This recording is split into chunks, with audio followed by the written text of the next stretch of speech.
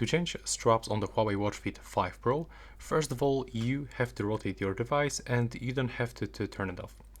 Just like this. As you can see here on the right and the left side, you can find these buttons and how we can actually change them. So you have to just click and hold this button with your fingernail, and right now you will have to pull it towards you, just like this. Now you have to do the same with this one. So put your fingernail here and now gently take it off. So take a look. If you are gonna click and hold this button, this part inside is moving and it will allows us to actually input it. So you have to just click and hold this button with your fingernail, and now this part of the strap you have to input like that. Now when inside, release this button and you successfully change it.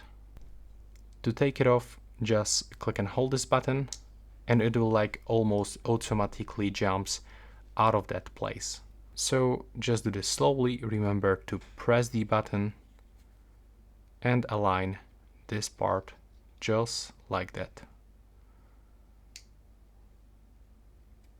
Now as you can see, it's not working, so I have to press it one more time, like a little bit harder, put it full inside, and now I can finally release.